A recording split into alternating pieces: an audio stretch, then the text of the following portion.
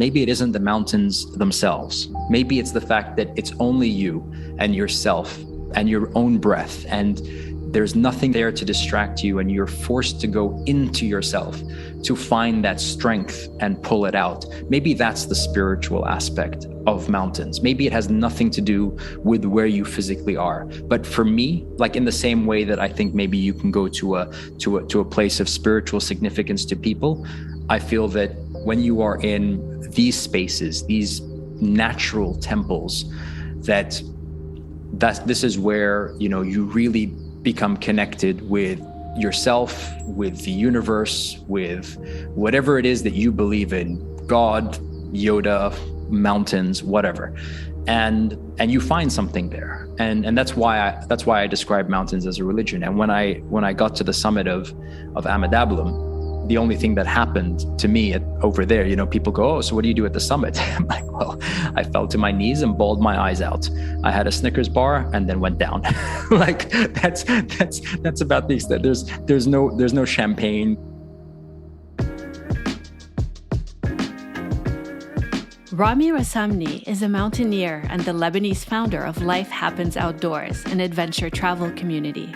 He and his team of mountain climbers and hikers take small groups of people to places like Tanzania, Peru, and Nepal to experience the majesty of nature and its transformative power. But it wasn't always that way.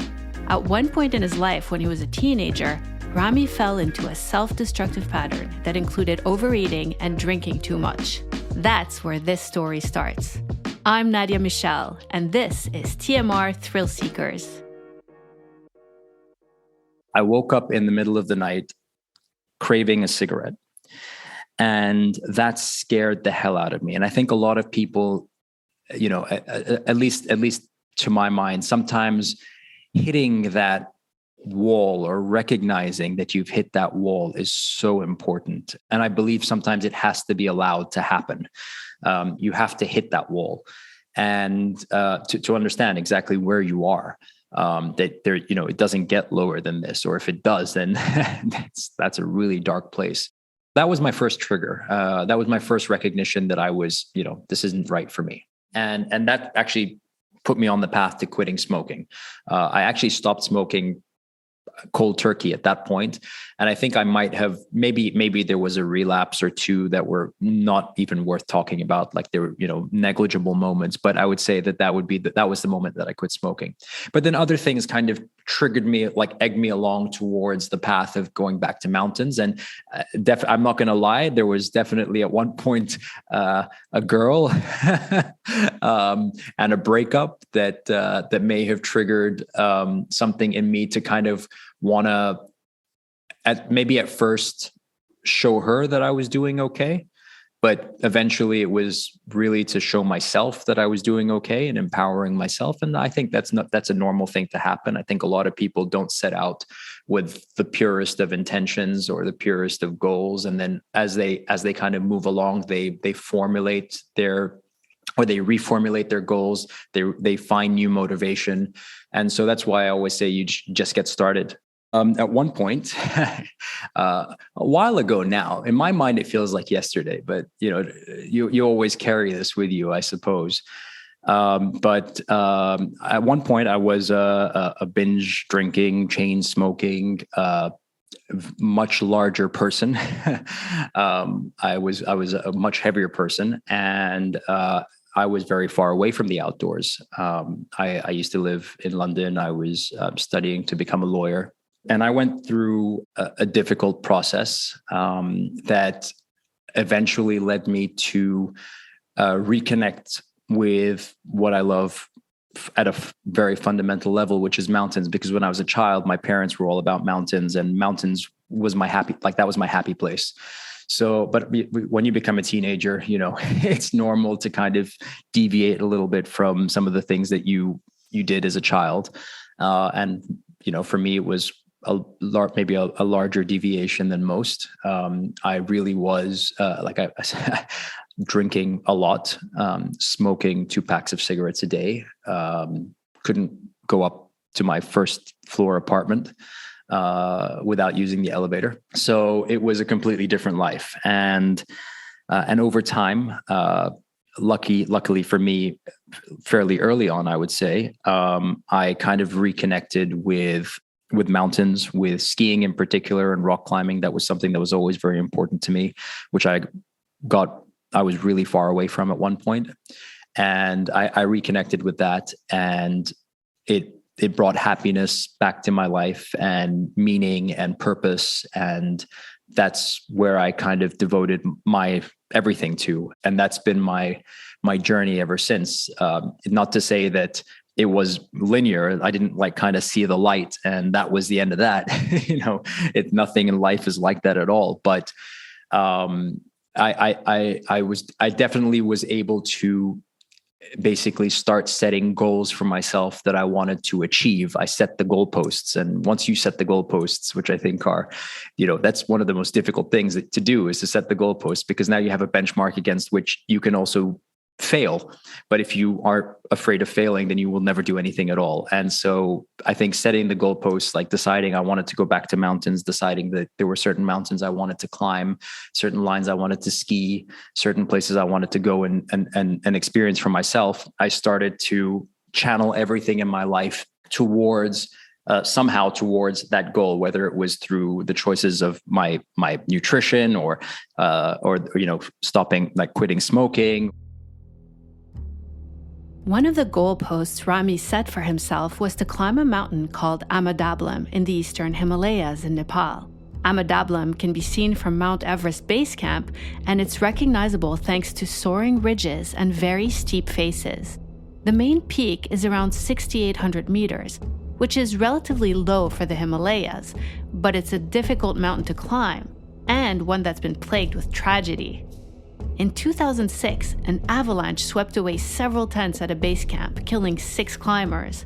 And in 2017, Russian base jumper Valery Rozov was killed when he jumped from the mountain in a wingsuit and struck a cliff.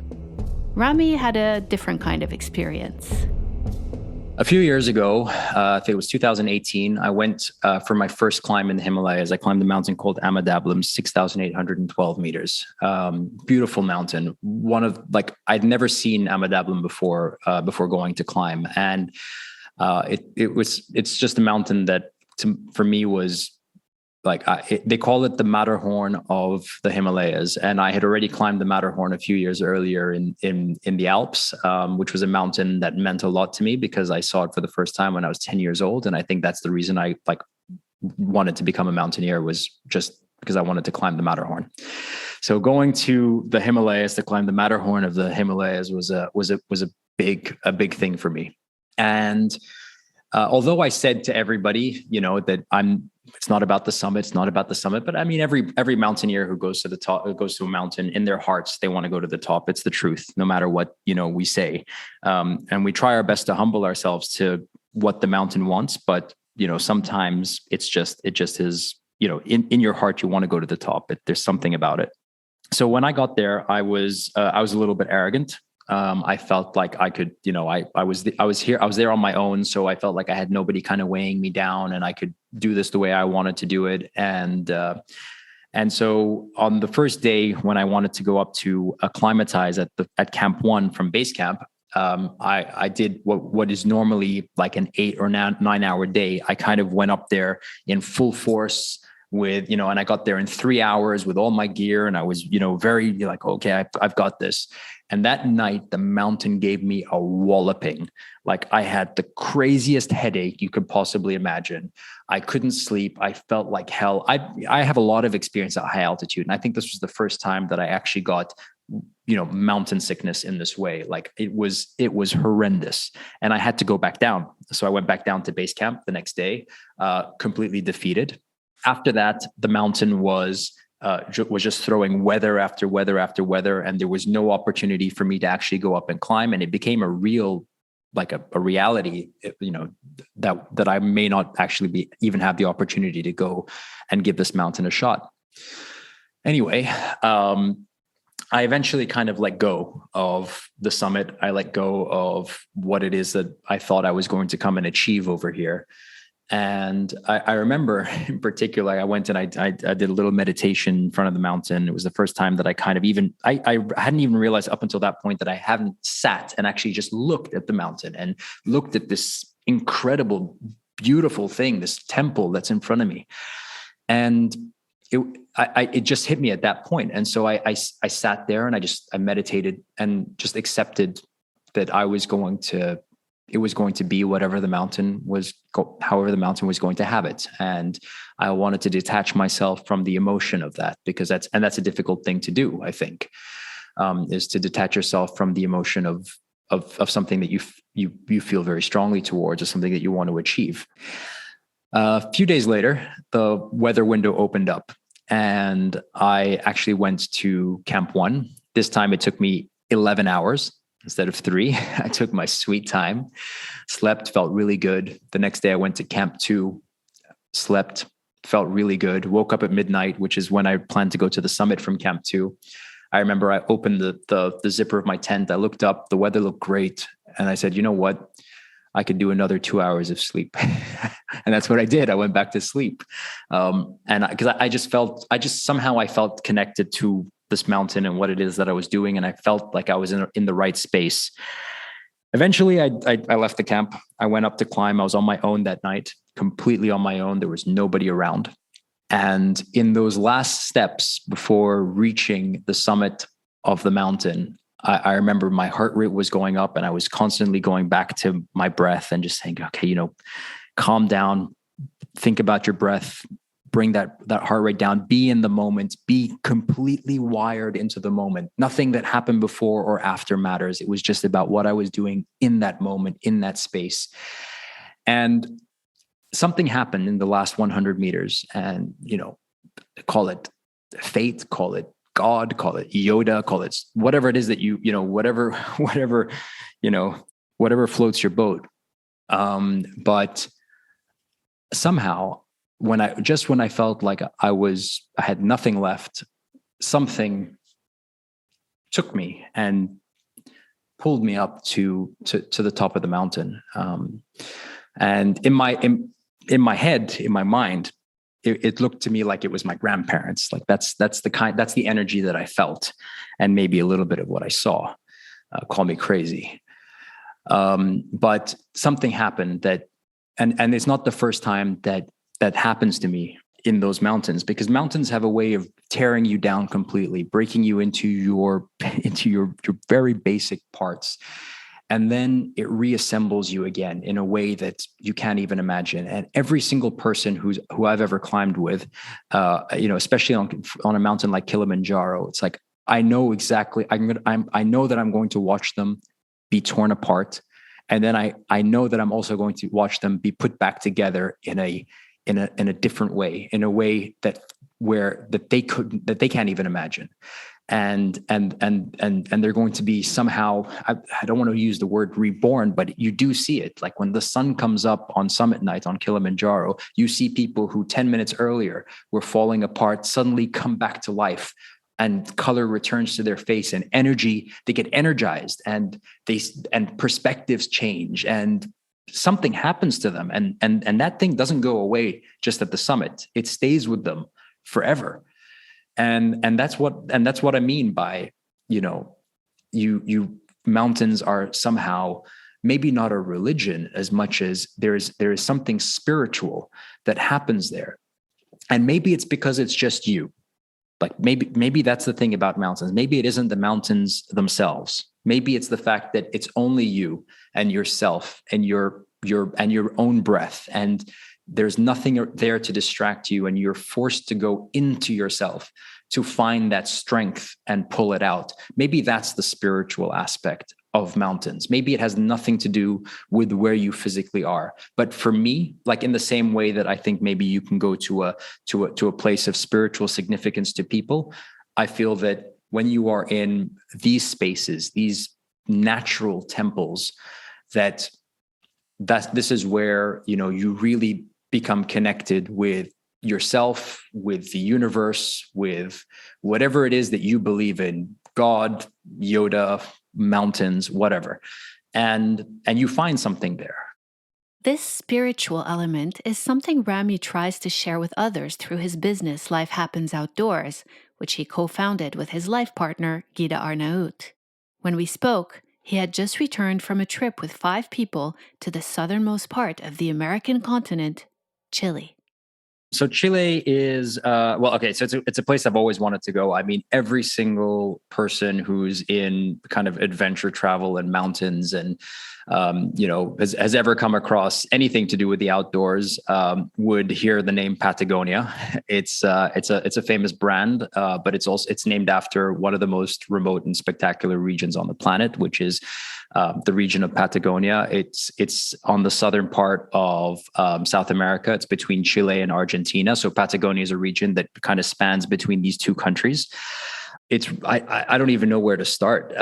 You've got these incredible like volcanoes and glaciers and fjords and lakes, and it's so remote and gigantic. I mean, it's a place that you can really just go and get lost there forever and never come back, because it's so magical, and it's a phenomenal place. I highly recommend it to anybody who's thinking about, where do I go on an adventure? Patagonia is the place. It's got something for everybody. So you have these incredible walks, you've got some mountaineering if that's interesting for you, and rock climbing if that's interesting for you, but you can also do, just beautiful like bird watching and scenic tours, and it's really got something for everybody. And it's like, yeah, it's so difficult for me to explain it because it's so fresh in my mind as well. I'm practically there in my mind at the moment. Chile sure sounds amazing, but nothing is perfect. And that's kind of the beauty of it all. Apparently, in the northern part of Patagonia, which is where we actually started our adventure this in December, there are these flies that are called horse flies. And the horse fly is pretty much the size of your thumb. So it's a pretty big fly. And they only exist in this region for 1 week a year. And it just happened to be the 1 week that we were there. Thankfully, we didn't spend our entire time in northern Patagonia, but for everywhere where there was a body of water, there were swarms of theyese horseflies, and they're all over you. And you kind of, you throw your hand and you knock like 3 or 4 out. I mean, that's just how many there are. It was kind of like a cartoon, when Bugs Bunny is kind of walking and he gets like, there's a swarm of bees around him, and you have that, no joke, it kind of looked like that. Now they're quite harmless. They don't do anything, but they're just really annoying, and they're buzzing. And if you look at like through my camera lens, every single picture I took, you'd see like, there's one of these things that just kind of like flying across the lens. Really, really, really annoying. At one point we jumped into a freezing lake. Like literally we swam in the lake just to get away from them and just have some peace. So that was actually a funny moment. And we only had to deal with them for really 1 day, because they're only annoying and they're only so present when we're close to water. When we're away from the water, there's, fresh water.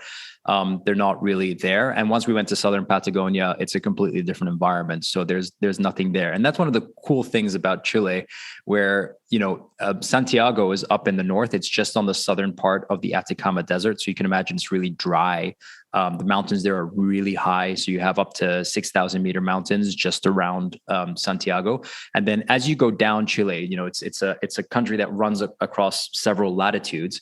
You actually pass through, you'll go through kind of these alpine vegetation areas where it's very lush, very green, and you go all the way down to the big Patagonia ice fields that are just off Antarctica. So you have basically, you start in the desert and you end up in Antarctica. That's how vast and enormous this place is.